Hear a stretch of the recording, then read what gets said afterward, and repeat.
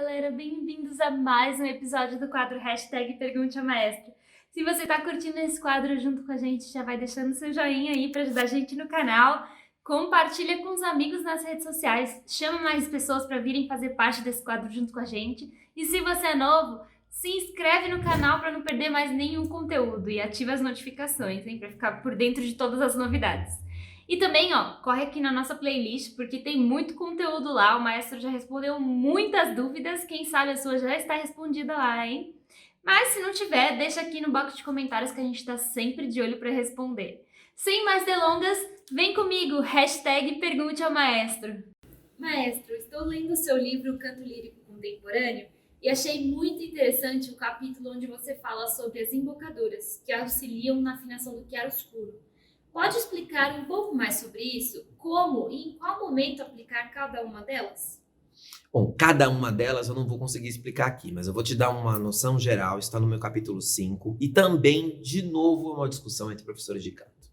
É engraçado porque eu sempre coloco esses tabus no meu livro, os professores de canto caem matando, mas eu não ligo, né? É uma coisa que as pessoas falam para mim, mas isso aí não é verdade, isso não é assim. Bom, a gente vê nos outros cantores, em cantores líricos, uma série de embocaduras, né? Você vai ver, por exemplo, o Léo Nucci fazendo cobertura de lábio superior, mostrando os dentes de baixo.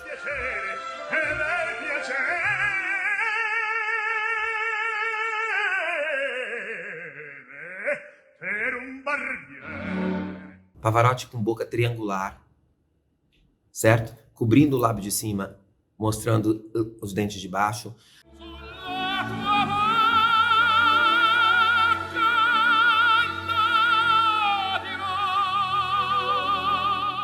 Você vai ver o José Carreiras usando o lábio de campânula o tempo inteiro. Esse lábio que ele parece uma campânula de trompete.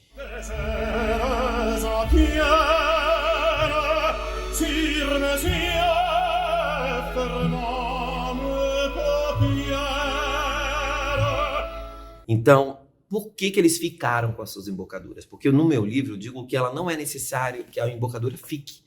É só para você aprender o chiaroscuro. Você fala assim, só que uma parte dessa embocadura afina chiaro e uma outra parte afina oscuro porque o lábio está fechado. Então essa parte que está abrindo está afinando chiaro, mas a parte que está fechando está afinando oscuro. A cobertura de lábio superior, que a Joan Sattler faz nos agudos de lutia, por exemplo, cobertura de lábio inferior vai ajudar a afinar chiaro, os agudos vão ficar mais brilhantes sobre agudos, especialmente em flageolet, sabe? Então, e ela manteve.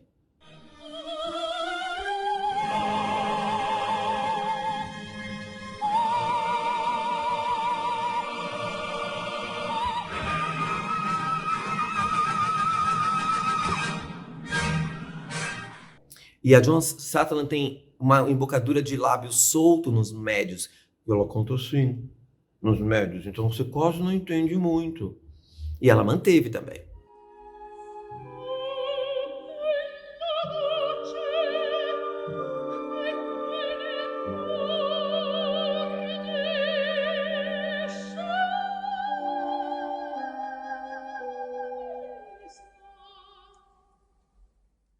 Então, eu acho que a embocadura, ela ajuda você a ter uma própria percepção do seu chiaroscuro e as mudanças que acontecem no trato vocal. Se você puder se libertar delas, bem. Se você precisar ficar com alguma, eu gosto muito de ficar com o que eu uso muito é o lábio de campânula com a mandíbula ampla, que é esse com a mandíbula. Essa é uma embocadura que eu uso muito no canto lírico, principalmente quando vou pro agudo. Ou mandíbula ampla com lábio solto, com uma pequena cobertura de lábio inferior. Mas não fico com uma embocadura exagerada, sabe? Assim. Eu não exagero na embocadura, até porque não é estético. Então, o professor, para dar aula de embocadura, ele tem que conhecer a embocadura e dizer para o aluno o quanto ele tem que fazer, porque varia de aluno para aluno. Tem aluno que você pede fazer isso aqui, mostra esses dois dentes de baixo. Ele já cobre o lábio de cima. Tem aluno que não consegue. Aí você fala, não, deixa o lábio cair em cima do dente. Isso. Você vai ver que eu afino escuro isso aqui. Afino um escuro naturalmente. Mas não precisa fazer isso aqui, ó. Não tá bonito isso aí, né? Não tá legal, não. Então, tem a questão estética também. Então, é simplesmente para ajudar o aluno a entender o que é o som chiaro-oscuro dentro da voz dele. E o mais gostoso de dar aula de embocadura, eu amo dar aula de embocadura, é cada aluno tem uma afinação de embocadura diferente e melhor para ele. E o gostoso é você descobrir. É igual um seriado de suspense, onde você tem que descobrir quem é o mocinho e o assassino. É maravilhoso. Para mim é isso, é descobrir o que é bom para ele e o que não é bom para ele. Uma pessoa que tem elevação laríngea constante, fazer embocadura de cobertura de lábio inferior, vai piorar isso. Ela vai elevar mais a laringe. Então, saber essas coisas é muito legal. Então, mas o professor tem que ser um professor que conheça embocaduras. E nós não temos ainda professores capacitados em belting, em canto lírico contemporâneo. Logo teremos. Mas eu tenho os meus alunos que já fizeram aula e que sabem como fazer, não é? Mas é uma coisa complicada. Existem professores de canto que optam por não usar embocadura e fazer o processo todo interno. Tudo bem, eu entendo isso. É que eu acho mais veloz o uso da embocadura. E para os meus alunos é muito rápido. E eles logo soltam a embocadura. É muito rápido. Por exemplo, ensinar uma soprano a fazer o passágio da voz de cabeça para o flageolé, usando cobertura de lábio superior, nossa, é imediato. Você manda ela fazer, ela troca. Aí depois que ela fez, ela começa, entendi onde é aqui, ó. Solta o lábio agora. Pronto, a boca voltou ao normal já. Ela só usou aquilo como ferramenta. Essa é a melhor situação do uso de embocadura. Como ferramenta, não como objetivo final. Tá bom? Olá, maestro. Tenho dúvida se devo treinar extensão na borda densa ou tênue. E qual o subregistro do belting é melhor para isso? Gostaria também de conselhos para não me machucar e saber se tenho que ir até a minha nota limite. Nossa, é difícil te falar isso, porque você é menino ou menina? Não fala.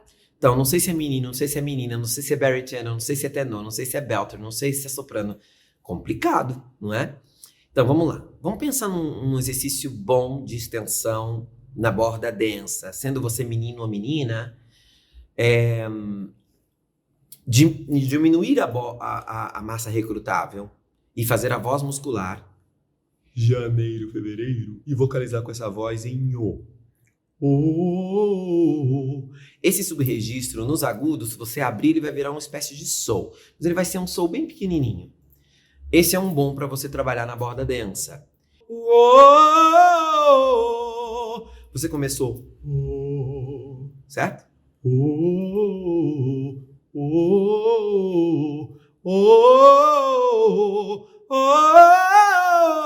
Você vai ter, óbvio que ele vai aumentar um pouco nos agudos, mas você está pensando ele pequeno. Isso vai te proteger para você não se machucar. Então, seria um vocalize bom para você trabalhar a extensão dentro dessa borda densa. Dentro da borda tênue, eu gosto muito de fazer, tanto meninas quanto meninos, começar com um tubo vibrante posterior, na borda tênue, vocalizar o mais agudo que eu conseguir e depois ir transformando isso em half belting ou speaking mesmo. Lia. Lia! Esse som. Lia! Ele vai me ajudar a deixar a voz falada, mas ao mesmo tempo ele tem essa potência de fala, mas ele não é muito demanding assim. Lia! Usar a fala, sabe? Oi! Lia! Então, esse exercício tem uma certa cobertura no speaking. Yeah! Que dá um brilho de cobertura que me protege, sabe? E subo até onde eu posso, depois daí posso abrir um pouquinho pro half belting. Mas difícil de dizer isso sem conhecer sua voz. Estou dando uma chutada aqui. Um professor capacitado vai te ajudar isso assim. Tá bom? Então, na borda tênue, normalmente eu uso o speaking para aumentar a tessitura. Na borda densa, eu uso a voz muscular perto do sol. Tá? Mas, de novo, cuidado. Esse sol não pode ter muita massa recrutável, senão você vai quebrar. E aí você pode forçar. Evitem ir às suas notas limites sozinhos. Não façam isso. Não vão nas suas notas limites sozinhos. Vá com o professor. Vocalize na tessitura confortável e as notas limites deixe para o professor ajustar. Ó, aqui você está fazendo isso, mas precisa disso aqui. Aí você ajusta. Tá bom? Mestre Marconi, um excesso de cobertura pode atrapalhar agudos no canto pop? Como diferenciar um falsete de um flageolê? Pode me explicar os tipos de coloratura? Muito obrigada, Nossa. vocês são incríveis. Nossa, vamos lá. Uma por uma. Um excesso de cobertura pode dificultar o canto pop? Os agudos do canto pop. Olha, desequilíbrio de cobertura, sim. Por quê? Cobertura nunca é ruim, contanto que você tenha o timbre antagônico trabalhando junto.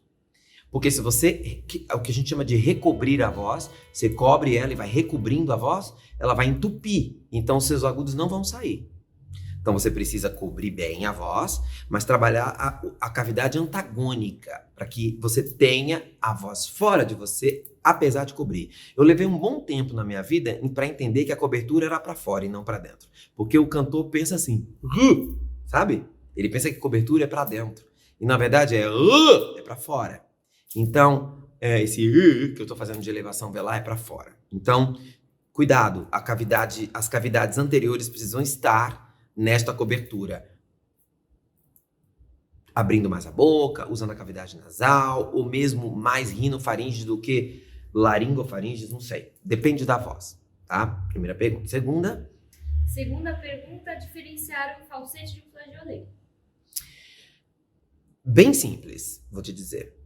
Falsete a gente chama de para menino e flageolê a gente chama para menina. É isso, basicamente. Onde há participação quase que completa de CT. A diferença real entre o falsete e o flageolé é que no caso dessa palavra chamada falsete, eu tenho um fechamento pobre. Então, geralmente, o que a gente chama de falsete é essa voz fraca que não tem tanto fechamento e que não acontece com as meninas em flageolé. Então, não é exatamente a mesma coisa. Mas na teoria do belt contemporâneo, do canto lírico contemporâneo, eu coloco o falsete e o flageolé no mesmo registro. A diferença dos dois seria que no menino, quando ele faz um falsete, que às vezes alguns professores chamam de falsetone, que tem um fechamento mais intenso, mesmo ele estando já feita a passagem lá em cima, a voz tem mais tônus. E quando ele faz o falsete puro, que a gente diria, é essa voz frouxa, falsa mesmo, que fica... Isso é histórico, né? Tanto que o Garcia chama de falsete a parte da voz que sai da voz de peito e entra na voz de cabeça, porque essa parte que fica fraca, do Dó 3 ao Dó 4. Ele colocava o falsete aí. Então, mas na minha nomenclatura, flageolê é o falsete feminino. Tá? Espero ter te ajudado. O que mais? E tem mais uma. Tipos de coloratura. Tipos de coloratura. Normalmente, a gente usa a coloratura... as mais usadas, vamos colocar assim. Legata, que é a ligada, lié. A coloratura martelata, a gente às vezes chama de martelê também, mas é a martelata, que é separada, que é uma coloratura acentuada. A coloratura mista, que eu posso usar, isso no meu livro está em vocalizações. E as vocalizações não são só coloratura, tá? Você tem vocalização portata, por exemplo, com portê, comportamento, mas enfim, e piquetato também. Então, mas a coloratura basicamente pode ser desse tipo. E ela pode ser aspirata também, onde eu uso um Hzinho. Mas essa aspirada, a maioria dos professores evita porque você gasta muito ar.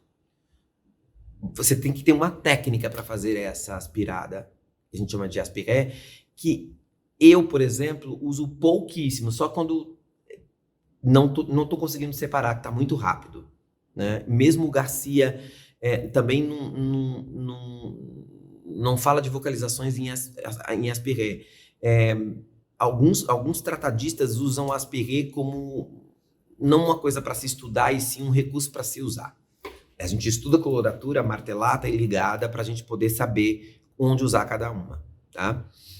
Eu, na minha nomenclatura, tenho uma coloratura mista, onde eu posso usar, começo ela ligada, e aí uso uma espécie de shake para que eu consiga soltar ela e o meu martelê a separar bem as notas. Isso é complicadíssimo, não é uma coisa que se ensina aqui no Pergunte ao Maestro, porque se fosse fácil, todo mundo faria, tá? Não é simples. Então, a Tati pode colocar um pedacinho da minha coloratura aqui para vocês ouvirem o que é uma coloratura mista.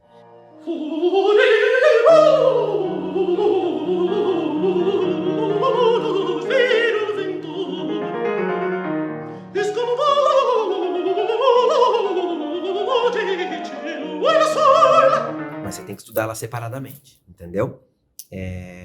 Se fosse fácil, todo mundo faria. Não estou dizendo que é impossível. Não, estudando se faz, tá bom? Tem mais uma, não é? Não, só esse mesmo. Não? Achei que eram 3, não eram 3? A do flageolê, os agudos no canto pop. Tá bom, eu tô cansado já. Tô bem. Eu tenho que parar, né? Maestro, estou tentando aprender a fazer flageolê porque, ao meu ver, exige menos da voz nos agudos do que um half belting, por exemplo. Mas tenho notado que minha voz tem ficado meio pendurada e instável. Quando tento colocar potência nas notas, ou então fazer notas sem ser no flageolê, sinto o volume da minha voz diminuindo e ela ficando meio fanha. Não sei o que está acontecendo. Será que eu estou perdendo minha voz? Tenho 16 anos e tenho uma voz aguda e estou na muda vocal. Estou com medo de ser alguma coisa grave. Gente, esses meninos de 16, 17 anos fazendo flageolê, por quê? Porque half belting bem feito não vai dar fadiga. Depende da tessitura que você está, mas não vai dar fadiga. Que fique claro. Tem escrito flageolê no meu livro? Nesse aqui? No diagrama do Hirano, do meu livro, está escrito whistle, flauta e falsete. Então, não tem flageolê no belt contemporâneo. Vamos ver no canto lírico contemporâneo. Está escrito aqui no canto lírico contemporâneo. Registro falsete ou elevado, flageolê, flauta e bell register. Ou seja, a nomenclatura que eu uso para um, eu não uso para outro. Quando a gente fala de flageolê, a gente está falando de um registro lírico. Então, evite usar essa palavra quando você está fazendo belting. Use falsete. É melhor. Ainda mais se você é menino. Use falsete. Porque está misturando as nomenclaturas. Primeira coisa. Segunda coisa. Half belting está dentro do registro modal. Flageolê está fora do registro modal. Está no registro elevado. Falsete está elevado. Então, não confunda registro modal com um registro elevado. Certo? Se você está com dificuldade de ter potência no half belting, não entendi a relação com o falsete, com o flageolê, tá? Você está na muda vocal. Pare de ir para os seus extremos agudos. Não é hora de você fazer isso. Não é hora. A hora agora, você está na muda vocal. Meninos e meninas do tio, vocês estão na muda vocal. O que vocês fazem? Cantam na região central. Região central da voz. Região próxima da fala. Nada de extremo grave e extremo agudo. Não. Sua laringe está em formação. Você está mudando o corpo de vocês. Vê que vocês adolescentes, o nariz cresce primeiro, depois cresce a orelha, depois, né? Assim, vê que a pessoa está na adolescência, você vê ela está crescendo toda esquisita, não é? Não é hora. Não é a hora. Trabalhe com fono, sim. Tem que trabalhar com a fono para ver se essa muda está correta. Você disse que está com medo de acontecer alguma coisa com a sua voz? Então, pare.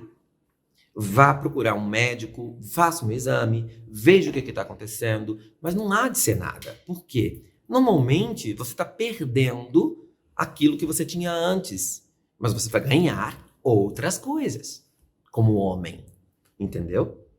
E eu acabei de falar isso num outro episódio, falando sobre isso. A gente valorizar aquilo que a gente está ganhando, não que a gente está perdendo. Não valorize o que você está perdendo. Isso é autossabotagem, não faça isso. Valorize o que você está conquistando, entendeu? Então, para os menininhos e menininhas que estão estão na muda vocal, começaram a sentir a voz ficar esquisita, ela quebra demais, eu tenho... As meninas ficam rouquinhas na hora de fazer a parte da voz de cabeça.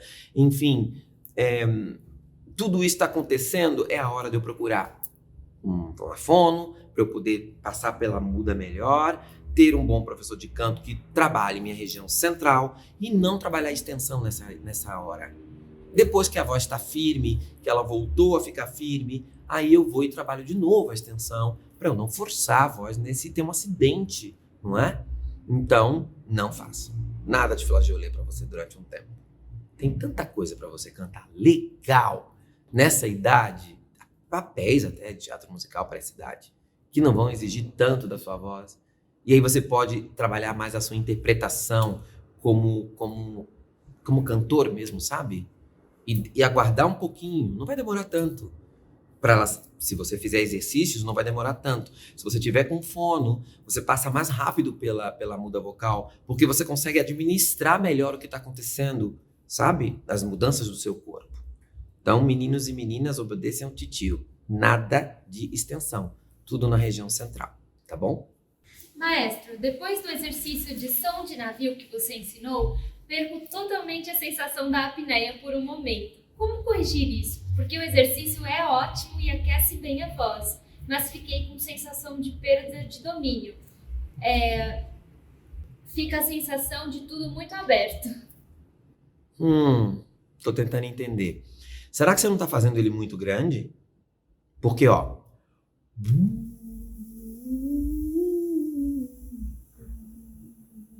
A mínima emissão, minha voz tá quase falhando.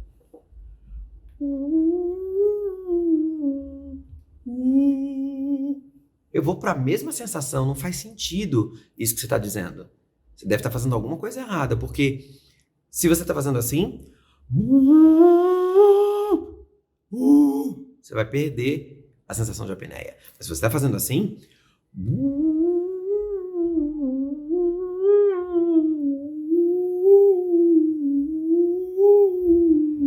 não mudou nada. Então saia do exercício do tubo posterior e vá para a vogal U. Veja se você consegue fazer no mesmo volume. Você vai ter que colocar uma rédea, porque aqui abriu a boca, o ar vai sair. Aí eu entendo que isso aconteça, mas se você sair dele e for pro U,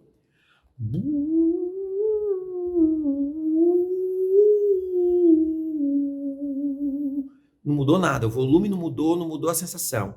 Então, vá passando devagar do exercício para uma vogal. Então, do tubo posterior eu passo para a vogal U, da vogal U eu passo para a vogal I, e da vogal I eu passo para a vogal A, por exemplo. Aí você vai manter a sensação de apneia. Sensação de apneia é muito mais uma sensação de inspiração do que faringe. Porque ter a sensação de que eu estou ainda inspirando enquanto eu estou expirando. Lutte vocale. Tá? Não tem muito a ver com quanto eu abro. Eu posso abrir em apneia, inclusive. Aqui eu estou em apneia, não na sensação, estou em apneia mesmo. Vou cantar na sensação de apneia? Tô todo aberto aqui e continuo sentindo. Então não entendi muito bem, alguma coisa deve estar errada. Muita gente faz o exercício do tubo soprando. Pode ser isso, pode ser que você esteja fazendo isso. Pensa no tubo indo para dentro, como se você estivesse inspirando. Bem pequenininho, tá bom? Straight tone é em sottovoce? Abraço, maestra. Vamos lá. Straight tone é uma coisa, sottovoce é outra. Não entendi a correlação que você quer colocar. Vou traduzir os dois, tá? Estão em duas línguas. Sottovoce significa sob a voz. É um efeito de espianar a voz durante o trecho para que você deixe mais doce esse trecho, certo? Então, por exemplo, sottovoce está relacionado à dinâmica, intensidade. Forte, fortíssimo, piano, mesoforte, tem a ver com isso. Então, quando eu escrevo sottovoce, é um efeito que eu estou querendo dar de espianar a voz ou o instrumento, o que quer que seja, então tem a ver com intensidade. Straight tone, vem do inglês, significa sem vibrato, liso. Não tem a ver com dinâmica. Posso fazer um straight tone fortíssimo, não sottovoce, tá? Straight tone, então, significa um trecho sem vibrato e depois eu vou vibrar e aí eu solto esse vibrato. Então, eu normalmente começo uma nota longa em teatro musical com straight tone e depois vibro o final dela. Um exemplo que eu tô dando, por exemplo. Ou straight tone countertenor, por exemplo. É um contratenor que não usa vibrato e faz um repertório específico que não usa o vibrato nem como ornamento, por exemplo. É possível, tá? Mas não tem uma relação uma com a outra. Eu não entendi porque você fez essa relação. Mas agora você já sabe. Uma significa sob a voz e outra significa sem vibrato. Tá bom?